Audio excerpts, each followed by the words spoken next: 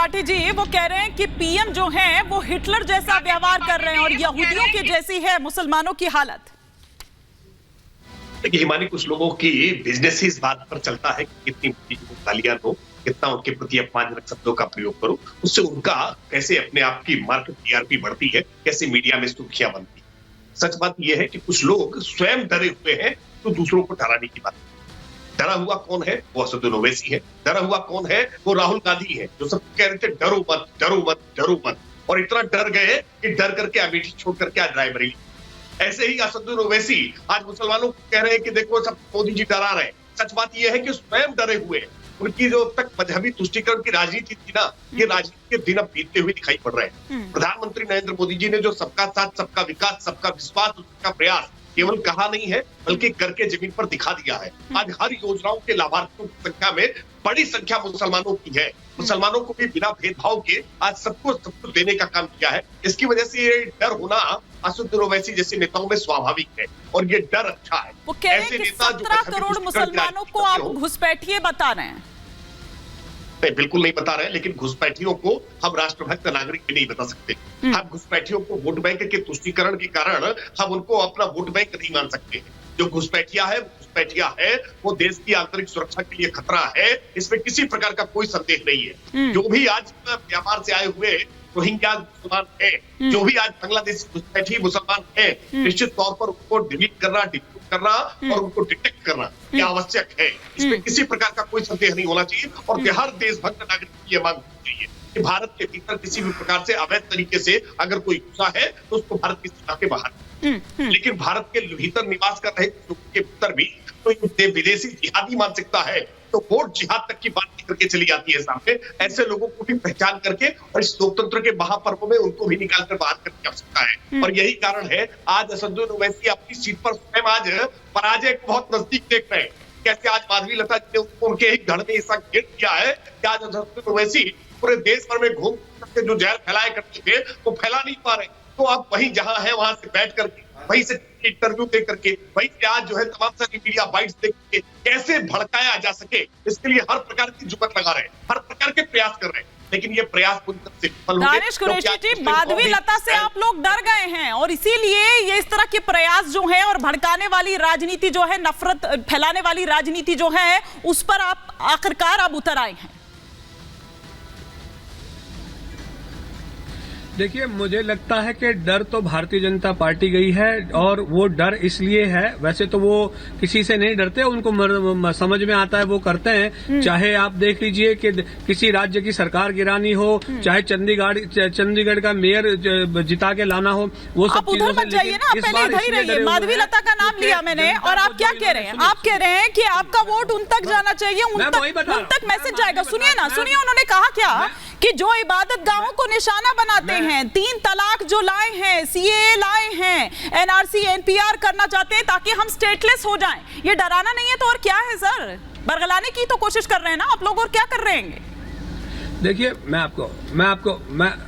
मैं आपको बताऊं, ये डराना नहीं है। डराना लोगों को वैक्सीन के नाम से मौत के घाट उतार देना, ये डराना है। ये डराना है लोगों को किस तरह से डराया गया। ये डराना है आपकी इबादत गाहों को निशाना बनाते हैं, उसके बदले आपकी इबादत गाहों को निशाना बनाते हैं। सीएए लेकर आए हैं, एनआरसी एनपीआर, ये क्या है सर? हुआ है मोदी सरकार ने।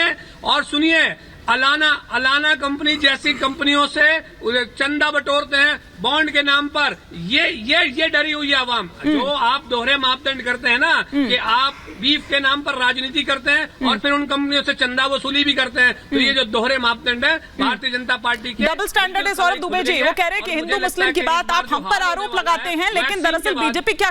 ठीक है सौरभ दुबे जी। देखिए मुझे लगता है कि एआईएमआईएम के जितने भी प्रवक्ता हैं या जो उनके मुखिया हैं, आपने उनसे कभी भी कोई बात ऐसी नहीं सुनी होगी जो वो देश जोड़ने का काम करें। हमेशा वो ऐसे बयान देते हैं। अभी भी ये वैक्सीन के बारे में बोल रहे हैं। बताइए, जिस समय पूरे राष्ट्र में, पूरे विश्व के अंदर संकट था और भारत उस संकट में सबसे पहले बाहर निकल करके आया, उसमें भी आज देखिए क्या अलाप शराब बोल रहे हैं उसमें। एक बात बताइए, भारतीय जनता पार्टी, प्रधानमंत्री नरेंद्र मोदी के ऊपर ये लोग आरोप लगाते हैं। मैं कह रहा हूं मुस्लिम बार बार मुस्लिमों को ये चुनाव के अंदर कौन लाने का प्रयास करता है? कौन ऐसे लोग हैं जो 370 वापस लाने की बात कर रहे हैं? कौन ऐसे लोग हैं जो वोट जिहाद की बात कर रहे हैं? कौन ऐसे लोग हैं जो मुख्तार अंसारी और अतीक अहमद को जो है शहीद बताने का प्रयास कर रहे हैं? 2 चरण निकल चुके हैं, दूसरे चरण तक आते आते हिंदू मुसलमान कौन लेकर आया? गंगा में फेंकने की बात कर रहे हैं, बताइए इनसे पूछिए वो कौन लोग हैं? ये आप ही की तरफ से तो सारे बयान आ रहे हैं और आप लोग इतने खुलेआम ये ऐसे बयान देते हैं। मालूम लेकिन ये शुरुआत कहाँ से हुई सौरभ दुबे जी?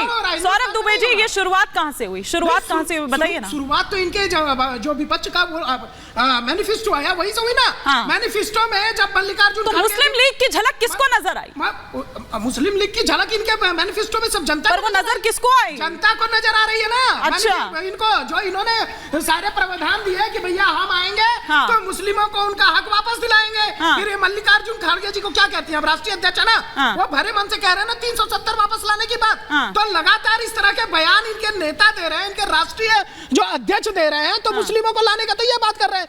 एक बार भी प्रधानमंत्री ने नहीं कहा कि मुसलमान जो है वो भगोड़े हैं, एक बार भी नहीं कहा कि घुसपैठिए हैं। आप कैसे मान लेते हैं कि मुसलमान घुसपैठिया है? ये आप ही लोग हैं जो मुसलमानों पे आरोप ठोक देते हैं। देखिए, मुसलमान घुसपैठिया नहीं है और घुसपैठिए मुसलमान नहीं है। जो लोग बाहर की सीमाओं से क्रॉस करके बांग्लादेश की सीमाओं में रह रहे हैं वो हिंदुस्तान के नागरिक नहीं है। जब एनआरसी आएगा, जब सीए आएगा, तो उसके सीए तो आ चुका है, एनआरसी के बाद आपको खुद पता चल जाएगा।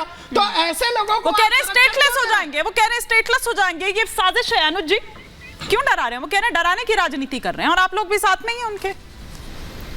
नहीं, हम किसी के साथ नहीं। एक तो समझ नहीं आता कि कौन किसकी बी टीम है। ठीक है, आप कंप्लीट कर लीजिए। देखिए, सीधी सी बात है कि इस चुनाव में जनता किसके साथ है और कौन जनता के साथ है, सबसे पहले इस बात को देखना पड़ेगा।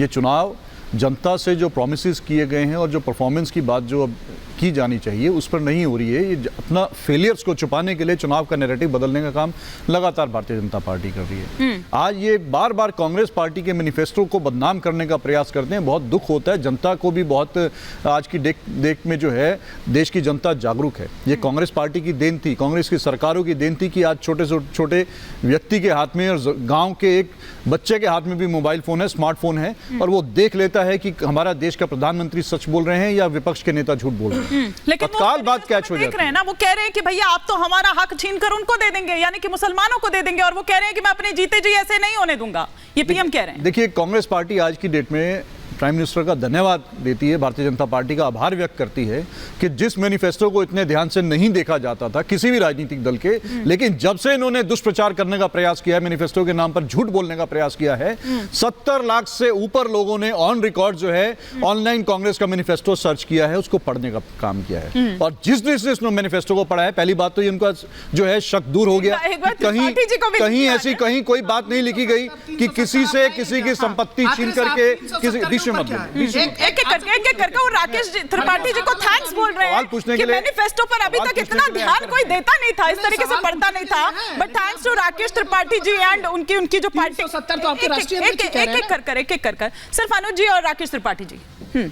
देखिए हिमानी जी, मैं वही बोल रहा था कि ये जितना इन्होंने दुष्प्रचार किया, आज जनता ने फैक्ट चेक कर लिया, फैक्ट चेकिंग का जमाना है और उनकी आंखें खुली कि एक तो ये झूठ था, कुछ नहीं बोला। दूसरी बात, सबसे अच्छी बात कांग्रेस के पक्ष में इन्होंने क्या की कि जो कांग्रेस के 5 न्याय और 25 गारंटी की बात थी, उसको जनता ने एक एक शब्द को अक्षर से पढ़ा है और उस पर विश्वास करने का काम किया है। इसीलिए इन 2 चरणों में जिस तरह से भारतीय जनता पार्टी बौखला गई है, हार सुनिश्चित दिख रही है और कांग्रेस का जनता जानती है कि इन्होंने 10 वर्षों में कांग्रेस को बदनाम करने का काम किया है, झूठ बोलने का काम किया है। लेकिन अगर इस देश में सेल्फ गोल पर सेल्फ गोल भी मारे जाने हैं ना, वो विरासत टैक्स की बात कौन लेकर आया? वो विरासत कर की बात कौन लेकर आया? बताइए, कहां है कांग्रेस के मैनिफेस्टो? कांग्रेस पार्टी ने ऑफिशियली कहां बोला है? कौन से कांग्रेस पार्टी के नेता ने ऑफिशियली कांग्रेस की तरफ से आया है? अगर किसी नेता ने विदेश में बैठ करके अपनी राय व्यक्त कर दी है तो वो कांग्रेस की बात नहीं, किसी नहीं है ना, लेकिन आपके ओवरसीज चीफ है।